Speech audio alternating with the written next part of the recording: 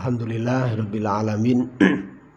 Untuk pertemuan pada malam hari ini, insyaallah kita mengkaji tentang kisah singkat daripada Nabi Dzulkifli atau Nabi yang ke-16 setelah Nabi Musa alaihissalam. Bahwa Nabi Dzulkifli alaihissalam adalah merupakan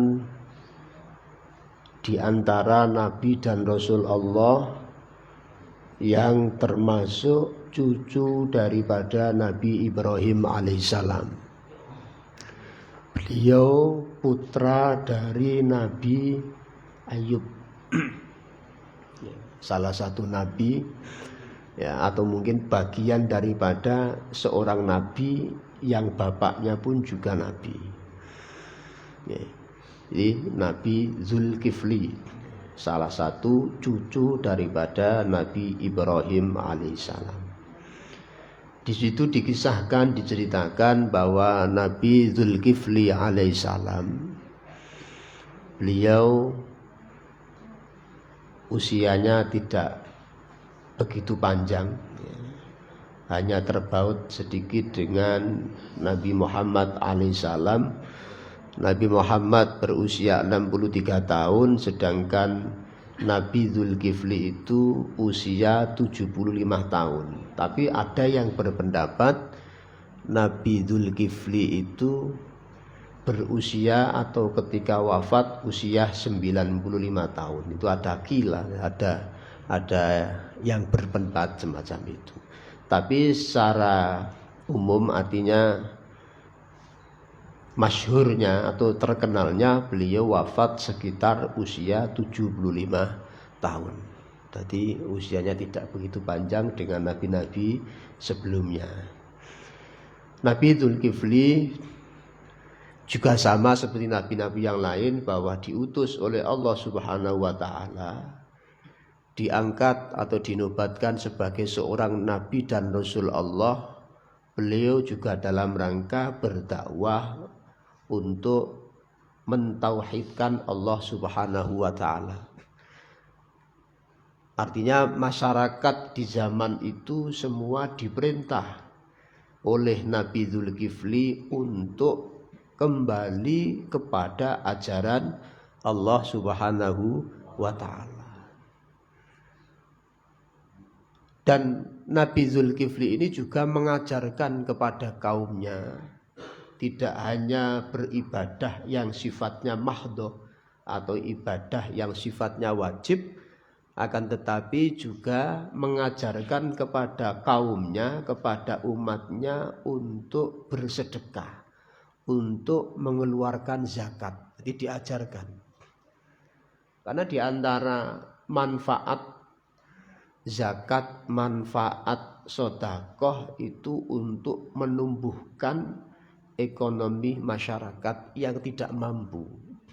Itu salah satu manfaatnya, menggerakkan orang-orang yang mampu untuk mengeluarkan sebagian harta yang dia miliki.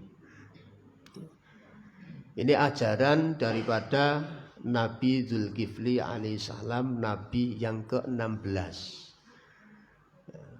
Beliau sejak kecil sudah diajarkan oleh ayahnya tentang bagaimana mentauhidkan Allah Subhanahu wa taala, diajarkan dalam hal-hal yang baik, yang di situ mengenal Allah Subhanahu wa taala hingga beliau dewasa, mampu untuk menjadi seorang pemimpin, seorang rasul yang pada masa itu masyarakat banyak yang mengikuti syariat daripada Nabi Dzulkifli, walaupun beliau itu masih muda ketika diangkat menjadi Nabi dan Rasul Allah Subhanahu wa ta'ala.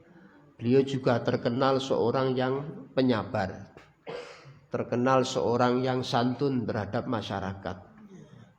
Ketika berbicara dengan masyarakat, beliau selalu berbicara dengan baik, berbicara dengan santun, tidak pernah berbicara dengan kalimat-kalimat yang keras. Jadi semua kalam-kalam beliau, semua pangandikan beliau, semua apa yang dikatakan beliau selalu menyejukkan umatnya pada saat itu. Di zaman Nabi Zulkifli alaihissalam itu masyarakat pada saat itu masih memiliki seorang raja. Artinya dalam waktu itu memang ada raja.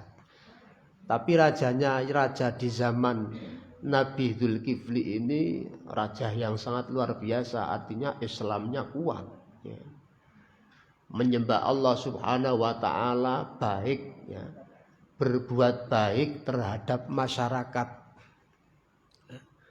Sehingga raja di zaman Nabi Zulkifli itu namanya Raja Ilyasa. Ini bukan Nabi, ini Raja Ilyasa. Secara kebetulan namanya ada kesamaan dengan Nabi Ilyas.